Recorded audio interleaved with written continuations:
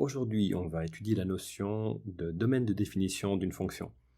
Pour faire ressortir cette notion, on va utiliser des fonctions du type que l'on a défini la dernière fois, c'est-à-dire des fonctions rationnelles. Pour rappel, une fonction rationnelle, c'est une fonction qui est construite comme un quotient. On voit ici à chaque fois une fraction. Et ce quotient est entre un polynôme au numérateur et un polynôme au dénominateur. C'est toujours le cas. Polynôme, polynôme, polynôme, polynôme.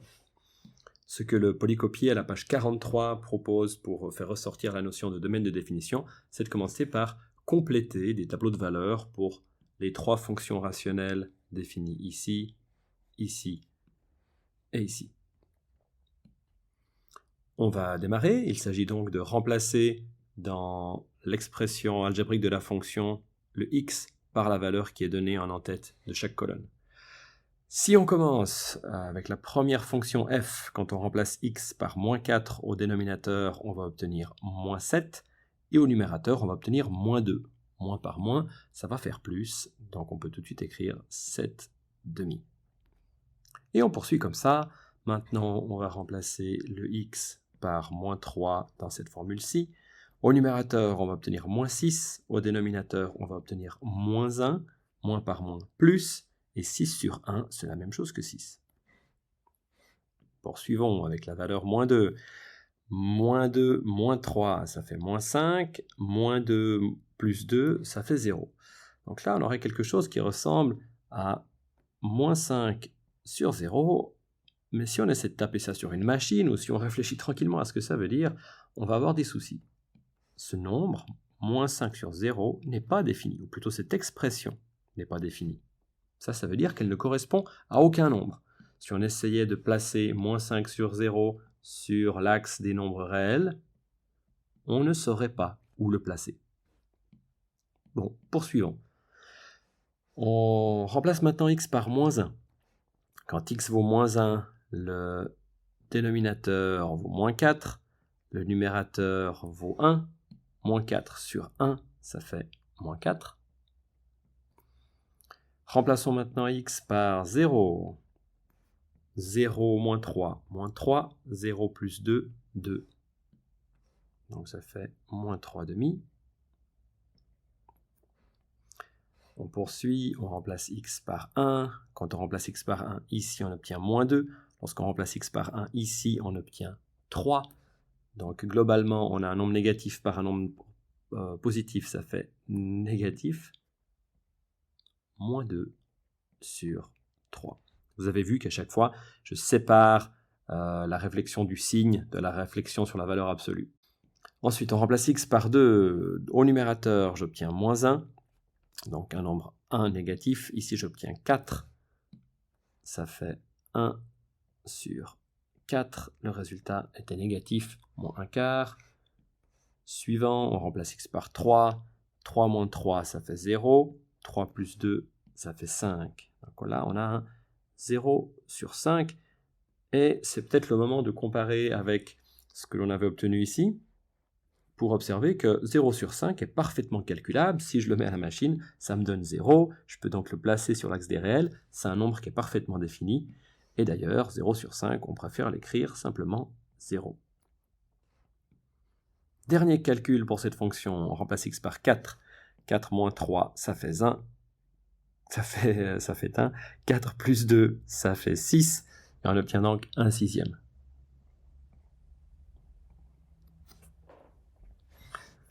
Ce que je propose maintenant, c'est que vous mettiez cette vidéo sur pause et que vous essayiez de trouver des valeurs pour la ligne suivante. Voici ce que moi j'ai trouvé en faisant mes calculs. Lorsque je remplace x par 4 dans l'expression algébrique de la fonction g, j'obtiens 3 douzièmes. En remplaçant x par moins 3, j'obtiens 3 cinquièmes. En remplaçant x par moins 2, j'obtiens 3 sur 0. Et comme dit tout à l'heure, 3 sur 0, on peut essayer de se demander ce que ça vaut comme nombre. On ne va pas tellement trouver de réponse. C'est une expression qui n'est pas définie. Donc, il n'y a pas de valeur pour la fonction g lorsque x vaut moins 2. En poursuivant avec x vaut moins 1, je trouve moins 1. Ensuite, je trouve moins 3/4, on observe au passage que remplacer x par 0 ne pose pas forcément un problème. On a vu qu'il y a des problèmes des fois avec des zéros, comme c'est le cas ici, hein, mais remplacer x par la valeur 0 n'est en général pas un problème. D'ailleurs, ça va très bien fonctionner juste au-dessus. On poursuit, on remplace x par 1, je trouve moins 1. En essayant de remplacer x par 2, on se rend compte que le dénominateur ici va de nouveau s'annuler. On va avoir un 3 sur 0, mais 3 sur 0, on ne sait pas ce que ça veut dire, c'est une expression qui n'est pas définie. En tout cas, ça ne parle pas d'un nombre réel. Et on poursuit, on va remplacer x par 3. Pour s'économiser un petit peu de travail, on pourrait observer une chose ici. Dans cette expression algébrique de fonction, il n'y a qu'une fois le x, et d'ailleurs il apparaît au carré. Ce qui veut dire que lorsque je remplace là-dedans un nombre ou son opposé, comme 3 et moins 3, je devrais trouver la même chose, parce que moins 3 au carré et 3 au carré donnent le même nombre. Idem, lorsque je remplace ici x par moins 4 ou x par 4, je devrais trouver la même chose, parce que le carré va à chaque fois me donner 16. Donc, la valeur que je cherche à calculer ici est la même que celle que j'ai trouvée là. Et la valeur que je vais chercher à calculer ici est la même que celle que j'ai trouvée ici. Voilà, ça nous épargne un tout petit peu de calcul, c'est toujours agréable. Et 3/12. De nouveau, je vous propose d'arrêter la vidéo un petit moment, essayer de remplir le tableau pour la fonction h, et quand c'est terminé, remettre la vidéo en route pour comparer vos valeurs avec les miennes. De mon côté, je trouve ici moins 4 tiers. Je trouve moins 4 tiers comme simplification de moins 12 neuvièmes. On poursuit, je trouve ici moins 9 quarts. Je trouve ici moins 6. De base, je trouve moins 6 sur 1, mais c'est une façon un peu compliquée d'écrire moins 6. Lorsque j'essaie de remplacer x par moins 1, la parenthèse ici va s'annuler. 0 au carré, ça vaut toujours 0. Donc du point de vue juste des symboles, je trouve moins 3 sur 0, mais moins 3 sur 0, ça ne fait référence à aucun nombre. Donc on ne sait pas ce que vaut la fonction lorsque h vaut moins 1. C'est un nombre, c'est une valeur qui n'est pas définie. On remplace x par 0, de mon côté, je trouve 0. En remplaçant x par 1, je trouve 3 quarts. En remplaçant x par 2, je trouve 2 tiers, après simplification de 6 neuvièmes trouvée initialement. En remplaçant x par 3, je trouve 9 16e. Et finalement, en remplaçant x par 4, 12 25e. Le polycopier nous invite après à essayer de comprendre pourquoi certaines valeurs de x posaient des problèmes quand on essaie de calculer la valeur de la fonction. C'était ici, ici, ici et ici. À nouveau, une petite pause pour essayer de trouver la réponse par vous-même est une bonne idée. Ce que l'on observe, c'est qu'à chaque fois qu'on a eu un souci, c'est qu'on avait un 0 au dénominateur. Ici, ici, ici et ici. Un 0 au dénominateur veut dire qu'on essaie de diviser le numérateur par 0. Or, la division par 0 est une opération qui n'a jamais été définie. Et c'est pour ça qu'on n'arrive pas à trouver la valeur que donnerait f de moins 2, ou g de moins 2, ou g de 2, ou g de moins 1. Essayons de résumer ça en une petite phrase. Quelles sont les valeurs de x qui posent problème pour ces fonctions? Ce sont les valeurs qui annulent les dénominateurs.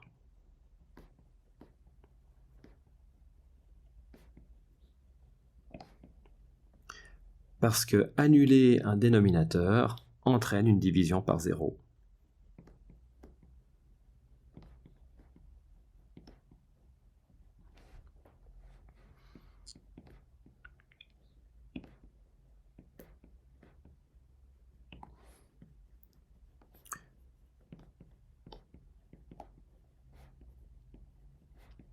Donc de tout ceci, ressort qu'il existe pour une fonction donnée deux catégories de valeurs de x.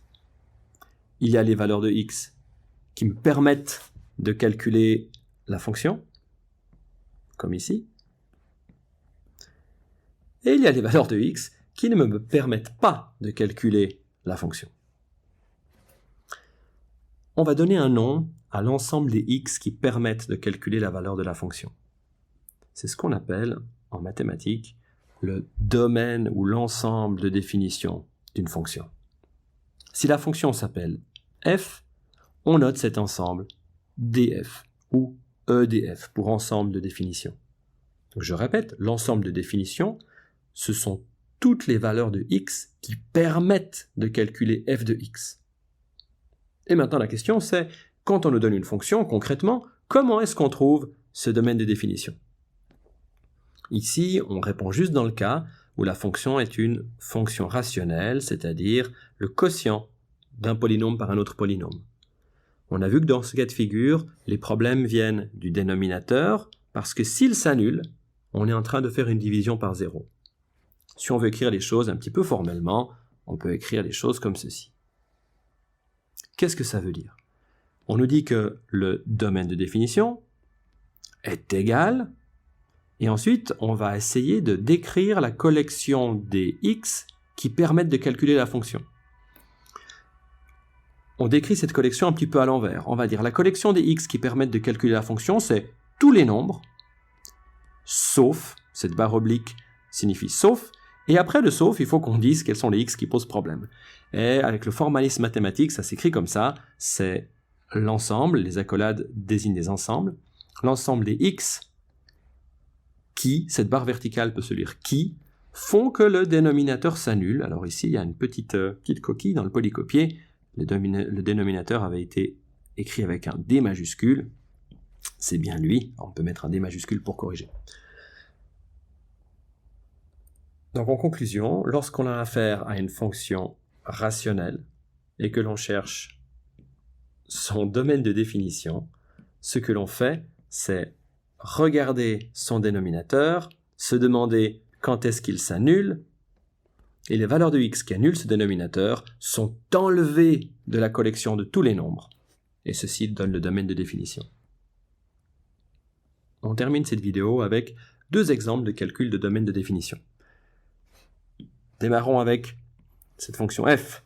Si on cherche son domaine de définition, il faut que l'on cherche les x qui ne permettent pas de calculer la valeur de la fonction, et on les exclura de l'ensemble de tous les nombres. Les x qui ne permettent pas de calculer la valeur de la fonction, ce sont ceux qui annulent le dénominateur, comme on vient de le dire. Donc, on pose l'équation, dénominateur est égal à 0. On la développe pour pouvoir trouver quelque chose. Et on résout l'équation, On a vu qu'on peut résoudre les équations par factorisation. C'est une méthode parmi d'autres. Ici, ça fonctionne très très bien, sauf quand on fait des fautes de calcul. 3x moins 7 est égal à 0. L'idée, c'est que si un nombre fois un autre nombre est égal à 0, c'est qu'il faut bien que ces deux nombres, l'un de ces deux nombres soit égal à 0. Donc les alternatives sont soit c'était le premier qui valait 0, soit le deuxième qui valait 0. Les valeurs de x qui font que x est égal à 0 sont évidentes, c'est x égale 0. Les valeurs de x qui font que 3x moins 7 est égal à 0, on les trouve en résolvant la petite équation du premier degré. On peut le faire de tête ou tranquillement en détaillant les étapes comme ici. Résultat des courses.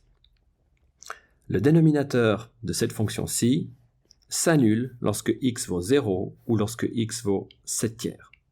Donc, pour ces deux valeurs de x, on ne peut pas calculer la valeur de la fonction. Le domaine de définition de cette fonction, c'est-à-dire les x qui permettent de calculer la fonction, sont tous les nombres, sauf 0 et 7/3.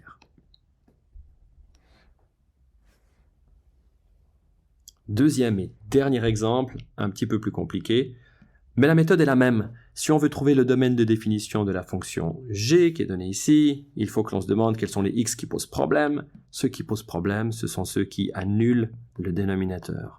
On écrit cette idée sous forme d'équation, d de x égale 0. On développe un petit peu pour pouvoir s'occuper de ce d de x précis. Et on s'arrête 2 secondes pour regarder l'équation que l'on obtient. Équation polynomiale de degré 3, sous la forme un polynôme égale 0, une bonne option, ça va être de factoriser. Ça tombe bien, on a beaucoup travaillé la factorisation. La seule des méthodes que l'on a étudiées qui permettent de rentrer dans cette factorisation, c'est celle de la division euclidienne. On cherche une valeur de x qui annule ce polynôme. On cherche cette valeur parmi les diviseurs entiers de 12, qu'ils soient positifs ou négatifs. Ici, en faisant les différents tests tranquillement, on se rend compte que ce polynôme-ci s'annule lorsque x vaut moins 4. Okay. Si j'appelle ça, j'allais appeler ça f, mais c'est inutile, je peux appeler ça d, ça a déjà un nom, c'est le dénominateur. d de x, on observe que d de moins 4 est égal à 0, et on a appris que ceci signifiait que x plus 4 était un facteur de d de x.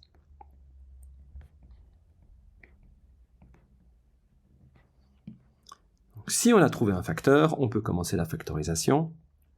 Elle aura la forme x plus 4 fois ici un polynôme du deuxième degré.